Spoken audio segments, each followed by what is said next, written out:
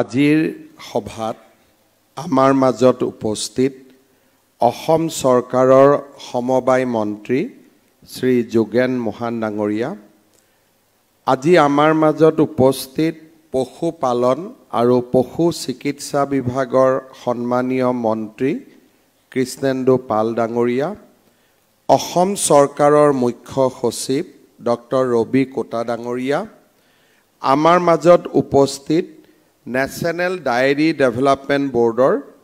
অধ্যক্ষ ডক্টৰ মিনিছ শ্বাহ ডাঙৰীয়া, পশুপালন আৰু পশু চিকিৎসা বিভাগৰ আয়ুক্ত সচিব শ্ৰী MS মণিবন্দন ডাঙৰীয়া, আমাৰ মাজত উপস্থিত সমবায় বিভাগৰ সচিব শ্ৰী অনন্তলাল জ্ঞানী ডাঙৰীয়া, ৰাজ্যৰ বিভিন্ন অঞ্চলৰ পৰা অহা আমাৰ কৃষক ৰাইজ, আই মাতৃসকল, যুৱক যুৱতী বন্ধু বান্ধৱীসকল আৰু আমাৰ মাজত উপস্থিত বিষয়া কৰ্মচাৰীসকল, আজিৰ পৰা এবছৰ আগতে আমি ৰাজ্য চৰকাৰে সিদ্ধান্ত লৈছিলোঁ যে যিসকল কৃষক সমবায় সমিতিৰ জৰিয়তে গাখীৰ সংশোধন প্ৰক্ৰিয়াৰ সৈতে জড়িত হৈ আছে, তেওঁলোকক প্ৰতি লিটাৰ গাখীৰৰ বাবদ আমি 5 টকাকৈ ৰাজ সাহায্য আগবঢ়াম।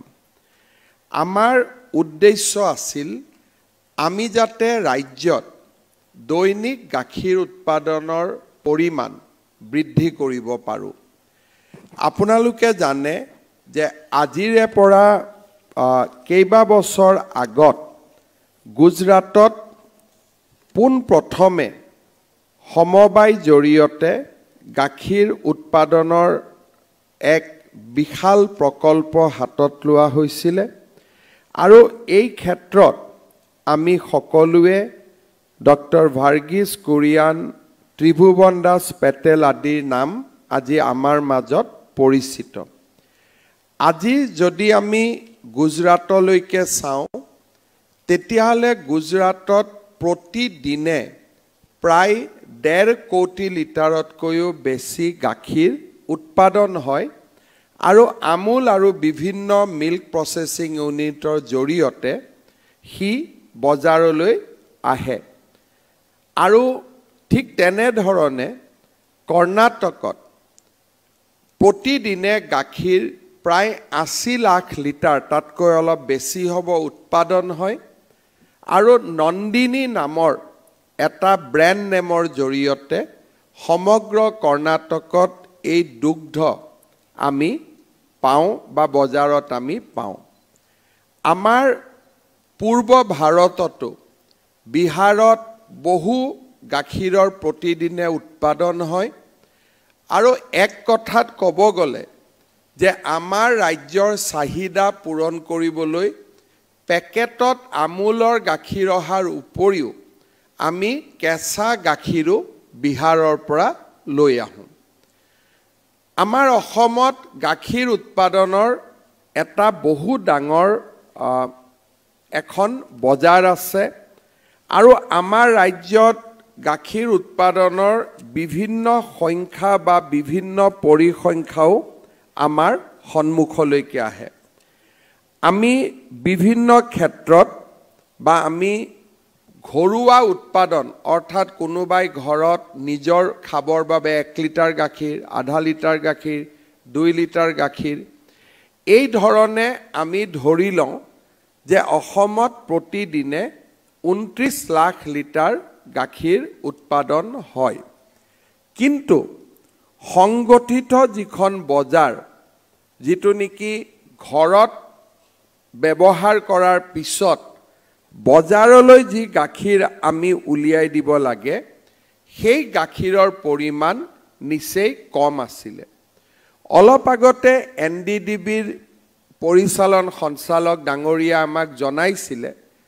যে আমাৰ ৰাজ্যত পুৰবী আৰু সীতাজখলা এই দুইটা সমবায় সমিতিকো যদি আমি সংযোগ কৰি দিওঁ, তেতিয়াহ'লে আমাৰ 3 বছৰ আগলৈকে আমাৰ ৰাজ্যত 1 লাখ লিটাৰতকৈ গাখীৰ বেছি উৎপাদন হোৱা নাছিল, যি নেকি সামগ্ৰিকভাৱে প্ৰচেছিং হৈ বজাৰলৈ আহে। কিন্তু এইটো কথা আমি ক'ব নোৱাৰোঁ যে আমাৰ গাঁৱৰ বজাৰ, গাঁৱতে গাখীৰ কিনিছোঁ, গাঁৱতে মিঠাই বনাইছোঁ, এই ধৰণৰ অসংগঠিত বজাৰ এখন আছে আৰু যাক আমি অনুমান কৰোঁ যে 29 লাখ লিটাৰ গাখীৰ আমাৰ উৎপাদন হয়। কিন্তু গুজৰাট আৰু কৰ্ণাটকত 1.5 কোটি বা 80 লাখ লিটাৰ যি গাখীৰৰ কথা কৈছোঁ, ই ঘৰুৱা ব্যৱহাৰৰ পিছত যিটো প্ৰচেছিঙলৈকে আহে সেই সংখ্যাটোৱে হৈছে 80 লাখ লিটাৰ বা 1.5 কোটি লিটাৰ। আমাৰ ৰাজ্যত আমি এটা সিদ্ধান্ত লৈছিলোঁ যে আমি প্ৰচেছ কৰিবৰ কাৰণে অহা গাখীৰৰ পৰিমাণ প্ৰতিদিনে আমি 10 লাখ লিটাৰলৈকে বৃদ্ধি কৰিম। এই বৃদ্ধি কৰাৰ বাবে আমাৰ প্ৰয়োজন আছিলে যে আমি প্ৰচেছিং কেপাচিটি বঢ়াব লাগিব আৰু প্ৰচেছিং কেপাচিটিৰ সমান্তৰালকৈ কৃষকসকলক আমি উৎসাহিত কৰিব লাগিব যাতে তেওঁলোকে অধিক গাখীৰ উৎপাদন কৰি সমবায়ৰ জৰিয়তে প্ৰচেছিং ইউনিটসমূহলৈকে গাখীৰবিলাক যাতে বা গাখীৰ যোগান ধৰাৰ কাম হাতত লয়। আজি আমাৰ অসমত 601খন দুগ্ধ সমবায় সমিতিৰ প্ৰায় 20,000 উৎপাদকে এই ধৰণে গাখীৰ আমাক প্ৰচেছিঙৰ বাবে দিয়ে বা আমি প্ৰচেছ কৰোঁ। আজিৰ এই আঁচনিখনৰ জৰিয়তে আমি এই 20,000 কৃষকক তেওঁলোকৰ উৎপাদিত গাখীৰৰ বাবে প্ৰতি লিটাৰৰ বাবদ আমি 5 টকাকৈ দিয়া আৰম্ভ কৰিম। অৱশ্যে ইয়াৰ এটা ওপৰত সীমা আছে, অৰ্থাৎ এজন লোকে যদি নিজে 100 লিটাৰ গাখীৰ উৎপাদন কৰে, আমি 30 লিটাৰ গাখীৰলৈকেহে ৰাজসাহায্য আগবঢ়াম বা এজন কৃষকে প্ৰতিদিনে 150 টকাকৈ চৰকাৰৰ পৰা লাভ কৰিব পাৰিব। কিন্তু ই এনেকুৱা নহয় যে আজি আৰম্ভ কৰা নীতিটো কালি পৰিৱৰ্তন হ'ব নোৱাৰে। আমি যদি দেখোঁ যে চাহিদা বৃদ্ধি হৈছে, আমি 20,000ৰ জাগাত 50,000 কৃষককো আমি ৰাজসাহায্য দিব পাৰিম। আৰু আমাৰ আঁচনিখনত অনুপ্ৰাণিত হৈ কোনোবাই যদি 2টা গাইৰ জাগাত 4টা গাই আনিছে, 6টা গাই আনিছে, উৎপাদন প্ৰতিদিনে 50 লিটাৰলৈকেও বৃদ্ধি পাইছে, লাহেকৈ আমি 50 লিটাৰ অৰ্থাৎ 250 টকা পৰ্যন্ত প্ৰতিদিনে আমি ৰাজসাহায্য দিব পাৰিম। প্ৰতি বছৰে আমি আঁচনিখন সংশোধন কৰি লৈ গৈ থাকিব পাৰিম। আজি আমাৰ ইয়াতে 2টা কথা আমি চাম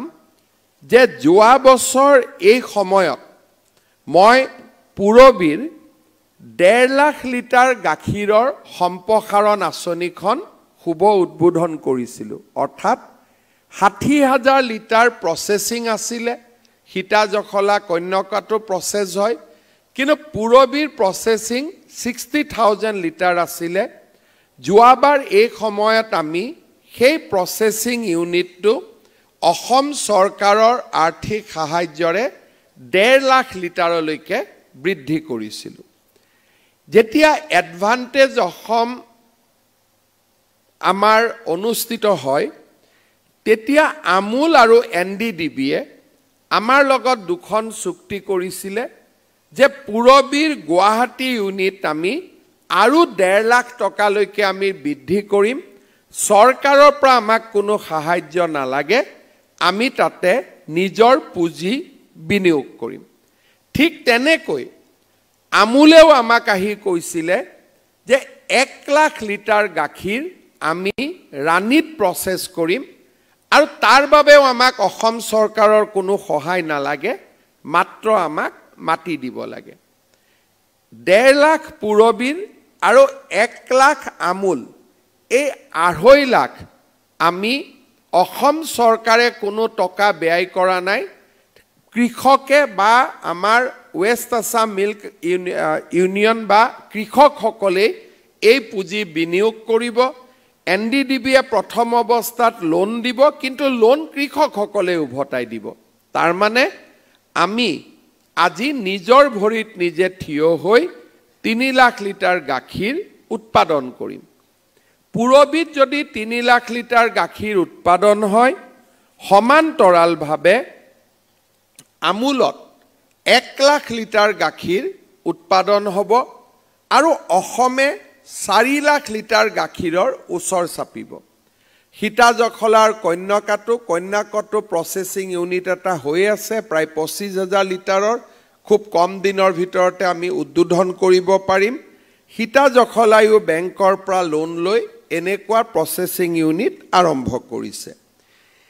এই তিনিটা প্ৰচেষ্টাৰ পিছত আমি আৰু এটা প্ৰচেষ্টা হাতত লৈছিলো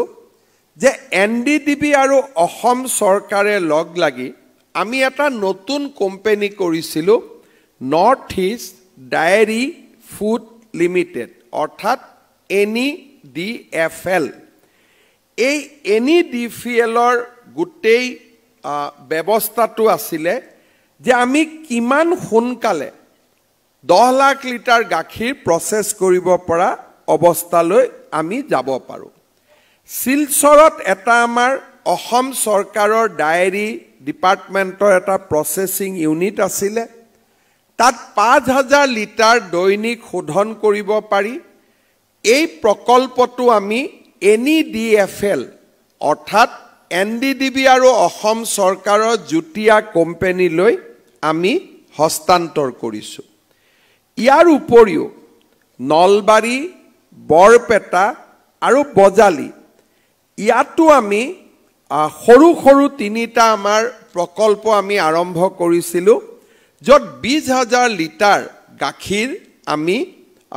উৎপাদন কৰিব পাৰো আৰু সেই কেটাও আমি NEDFL লৈকে আমি হস্তান্তৰ কৰো ঠিক সেই ধৰণে ধেমাজি ডিব্ৰুগড় যোৰহাট আৰু বোকাখাততো 5,000 লিটাৰ গাখীৰ উৎপাদনৰ আমাৰ দুটা আমাৰ সৰু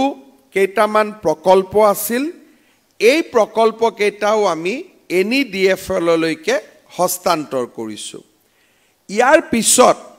ৰাজ্য চৰকাৰৰ সহযোগত NEDFLে ধেমাজিত 1 লাখ লিটাৰ গাখীৰ যোৰহাটত 1 লাখ লিটাৰ গাখীৰ আৰু ডিব্ৰুগড়ত 1 লাখ লিটাৰ গাখীৰ সংশোধন কৰিব পৰা তিনিটা প্ৰকল্প অসম চৰকাৰে মঞ্জুৰি দিছে আৰু এই তিনিটা প্ৰকল্প আমি NDDBৰ লগত লগ লাগি NEDFLৰ জৰিয়তে আমি কাম ইয়াৰ কনষ্ট্ৰাকচন কৰিম আৰু মিল্ক প্ৰসেসিংৰ আমি কাম কৰিম অৰ্থাৎ যেটো প্ৰসেসিংৰ কাৰণে ক্ষমতা লাগে যদি আজি পুৰবি 3 লাখ লিটাৰ আমুলৰ 1 লাখ 4 লাখ ধেমাজি যোৰহাট ডিব্ৰুগড়ত 1 লাখ কৈ 7 লাখ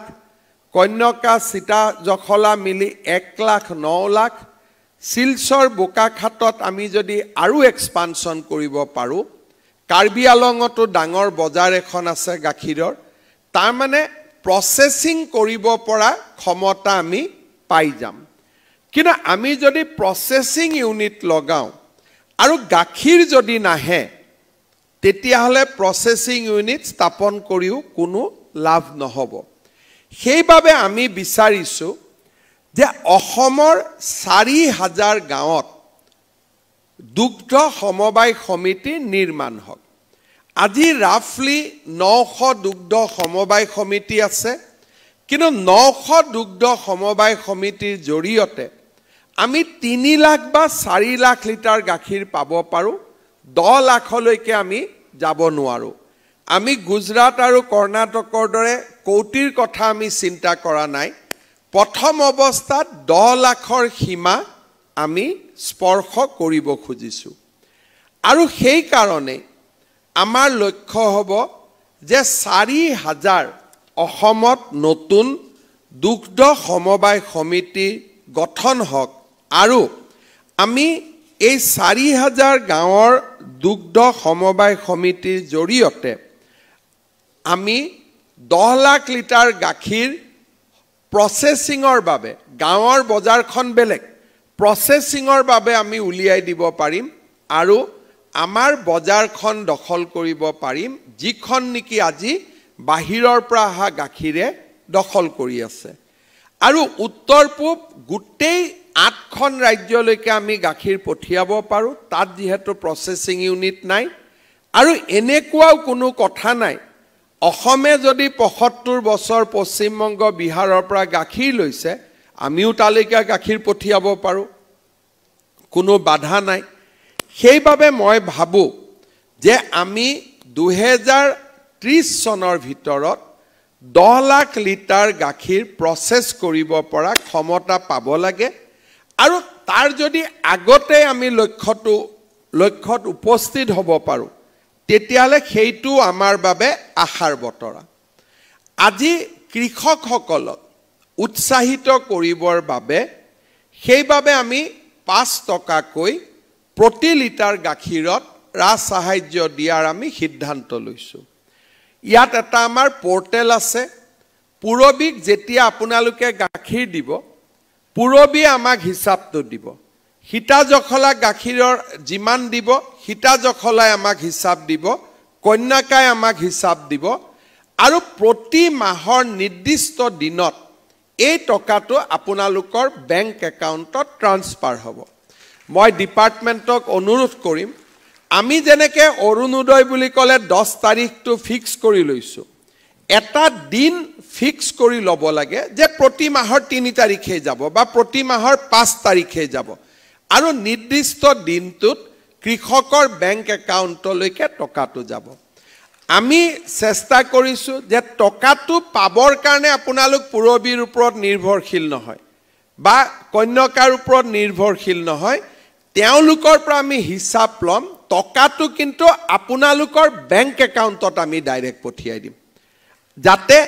আমি টকাটো প্ৰত্যক্ষভাৱে পাব পাৰো এই গুটে আঁচনিখন ৰূপায়নৰ লগত আমি সমান্তৰালভাৱে আৰু কিছু কাম কৰিবলৈ আগ্ৰহী 4000 যদি দুগ্ধ উৎপাদক সমিতি আমি গঠন কৰিব পাৰো প্ৰত্যেকটো সমবায় সমিতিক আমি এটা সিট মানি অৰ্থাৎ প্ৰত্যেকটো সমবায় সমিতিক আমি ক্ষীৰতী গাই কিনিবৰ কাৰণে প্ৰথম অৱস্থাত আমি টকাৰো যোগান ধৰিব পাৰিম আমি আঁচনিখন বঢ়াই লৈ গৈ থাকিম আজি আমি প্ৰতি লিটাৰত 5 টকা দিছো পিছত আমি কম যে 4000 আমাৰ সমবায় সমিতি 4000 সমবায় সমিতি গৰু কিনিবৰ বাবে আমি 1 লাখ টকা দিম আমাৰ কোনো আপত্তি নাই কাৰণ আমি যিমান সোনকালে পাৰো লক্ষ্যত উপনীত হ'ব খুজিছো কাৰণ এই গাখীৰ উৎপাদনে আমাৰ সমাজৰ শেষত থকা পৰিয়ালটোক উপকৃত কৰে আজি মাছৰ ক্ষেত্ৰত অসম সেলফ সাফিসিয়েন্ট হৈছে আমাৰ লক্ষ্য যে গাহৰি আৰু গাখীৰৰ ক্ষেত্ৰতো আমি যিমান সোনকালে পাৰো আমি আত্মনিৰ্ভৰশীল হ'ব লাগে আৰু সেই কাৰণে মই পুৰবিক বা এনডিডিবিক বা আন সমবায় যিখিনি আমাৰ সেকেন্ডাৰী সমবায় তেওঁলোকক মই অনুৰোধ কৰিম যে আপোনালোকে প্ৰাথমিক সমবায় সমিতি আৰু বেছি নিৰ্মাণ কৰক চৰকাৰে এটা ভাল স্কিম লৈ আহিব যাৰ জৰিয়তে গৰু কিনিবৰ কাৰণেও আমি সমবায় সমিতি সমূহক টকা দিব পাৰিম আমাৰ কোনো অসুবিধা নাই আৰু সেই ক্ষেত্ৰত কাৰণ আমি বিচাৰিছো আমি যাতে আমাৰ নিৰ্ধাৰিত লক্ষ্যত আমি উপনীত হ'ব পাৰো দুগ্ধ পালনৰ লগত আমাৰ এই দুগ্ধ পালক সমবায় সমিতি বিলাকে আৰু কেইবাটাও ভ্যালু এডেড কাম কৰিব পাৰে মৌমাখি পালন অসমত আমাৰ অসমৰ যিটো মৌমাখি এই মৌমাখিটোৰ এটা বিশ্ব বজাৰ আছে আমাৰ কৃষকসকলে গৰুৰ লগত মৌমাখি পালন আৰু আমাৰ গৰুৰ গোবৰৰ পৰা বায়োগেছ আৰু বায়ো CNG আৰু আজি আমি দেখিছোঁ পুৰবিত অলপ আগতে মই চাই আহিছোঁ যে বায়োগেছত যিখিনি গোবৰ নাযায়গৈ বা যিখিনি ৰেচিডৰি ৰখি যায় তাকে দি আমি অৰ্গেনিক সাৰ আমি বনাব পাৰোঁ আজি পুৰবিয়ে তাৰ ব্ৰেণ্ড আৰম্ভ কৰিছে অৰ্থাৎ গৰু এনেকুৱা এটা জন্তু আৰু মানুহৰ বাবে পৰম উপকাৰী জন্তু যে গৰুৰ গাখীৰৰ পৰা গোবৰৰ পৰা গৰুৰ মূত্ৰলৈকে এই গোটেই তিনিওটাৰ সহজ ব্যৱহাৰ কমাৰ্চিয়েল ব্যৱহাৰ আমি কৰিব পাৰোঁ কেতিয়াবা কেতিয়াবা কৃষকসকলৰ মনত চিন্তা হয়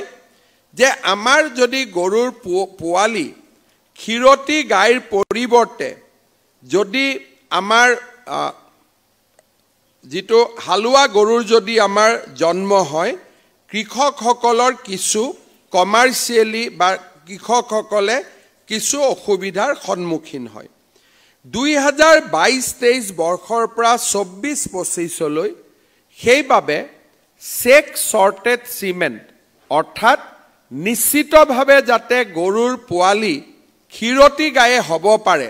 তাৰ কাৰণে আমি অসমত 2,16,000 আমি চেক ছৰ্টেড চিমেণ্ট কৃষকসকলৰ মাজত বিতৰণ কৰিছোঁ আৰু ইয়াৰ ফলাফলো ভাল আমি দেখিছোঁ যে আমাৰ চেক ছৰ্টেড চিমেণ্ট ব্যৱহাৰ কৰাৰ পিছত বৰ্তমান 27,748 জনী চেউৰী গায়ে জন্ম লাভ কৰিছে তাৰ প্ৰডাকশ্যন কিমান 2-3টা কথা আছে কোনোবাই কয় যে অলপ প্ৰডাকশ্যন কম হ'ব পাৰে কিন্তু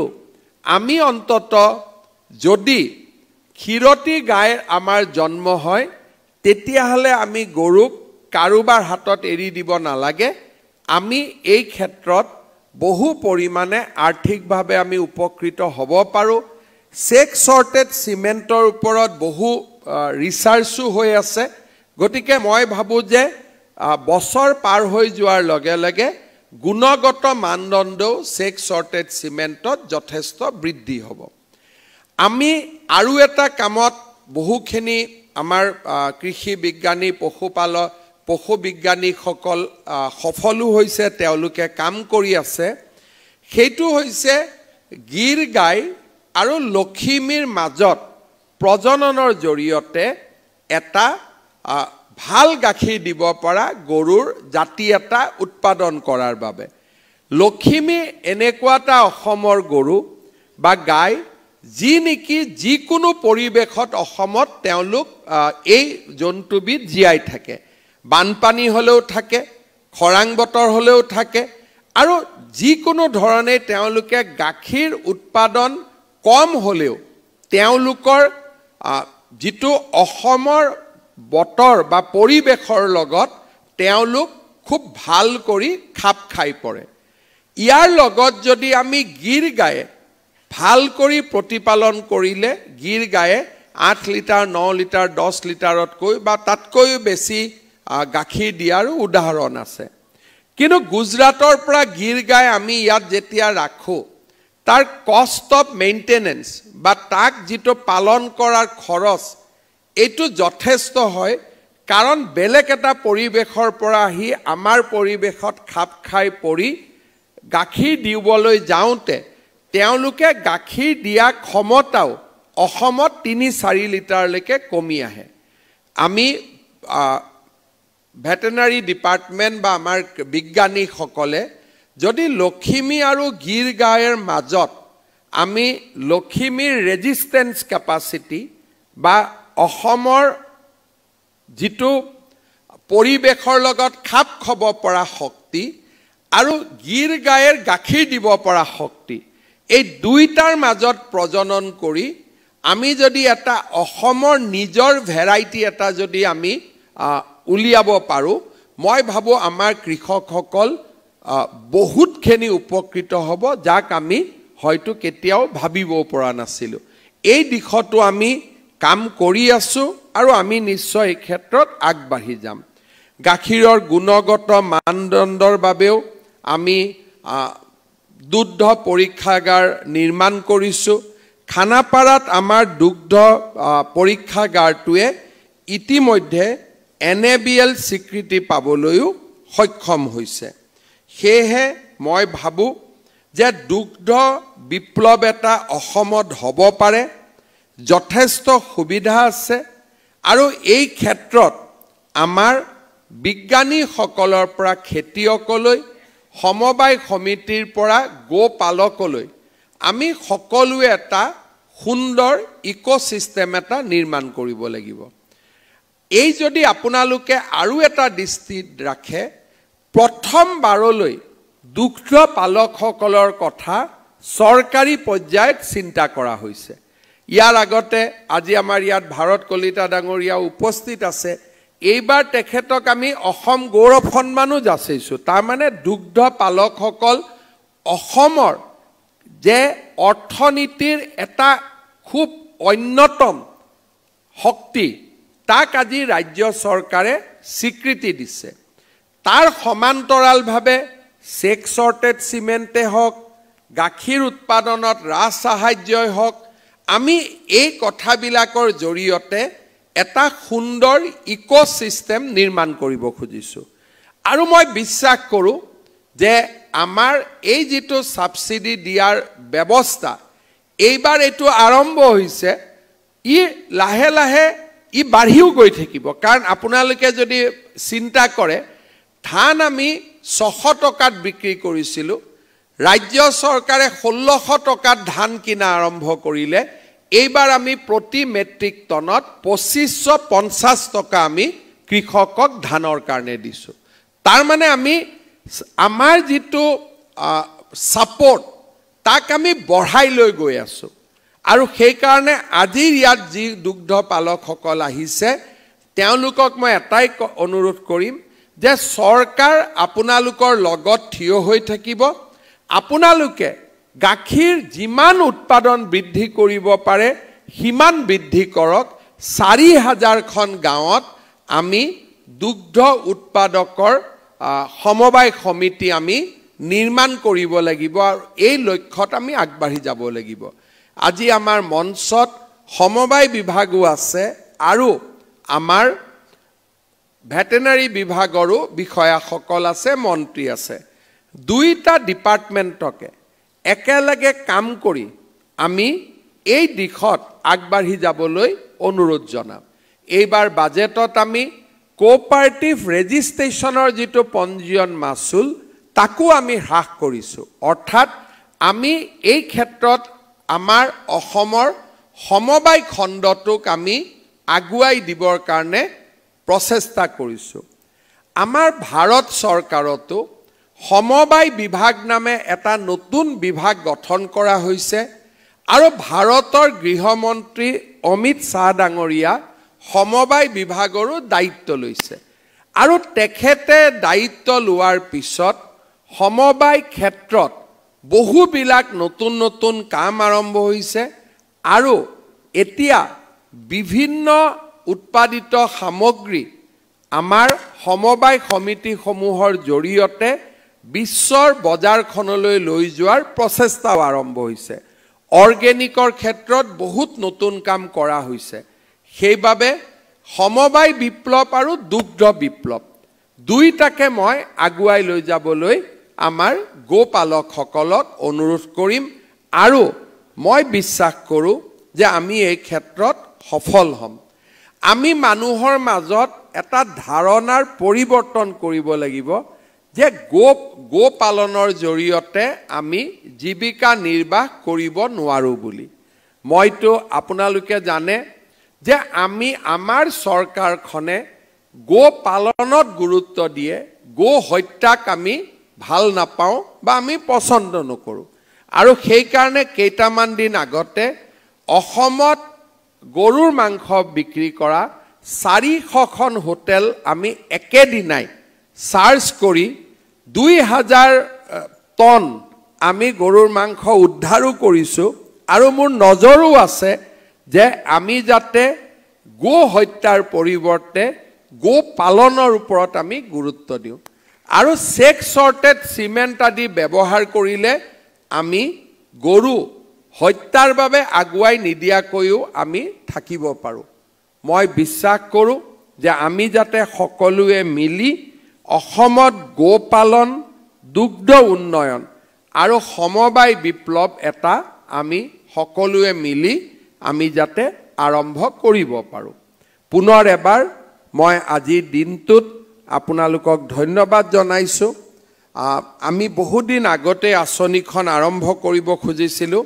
কিন্তু কেনেকৈ পইচাটো সুষমভাৱে আমি দিব পাৰোঁ তাৰ পোৰ্টেল আদি বনাওঁতে আমাক কিছু সময় লাগিলে NDDB আমাক পোৰ্টেলটো বনাই দিয়াত সহায় কৰিলে মই NDDBক ধন্যবাদ জনাইছোঁ আৰু NDDBয়ে অত্যন্ত সাহসেৰে নিজৰ পুঁজিৰে 1.5 লাখ মিল্ক প্ৰসেসিং ইউনিট 3 লাখলৈ বৃদ্ধি কৰাৰ বাবে লোৱা সিদ্ধান্ত কেইদিনমান আগতে মাত্ৰ এডভান্টেজ আসাম হৈ গৈছিলে আমি বুজাবুজিৰ চুক্তিত স্বাক্ষৰ কৰিছিলোঁ আজি ইমপ্লিমেন্ট হৈয়ে গ'ল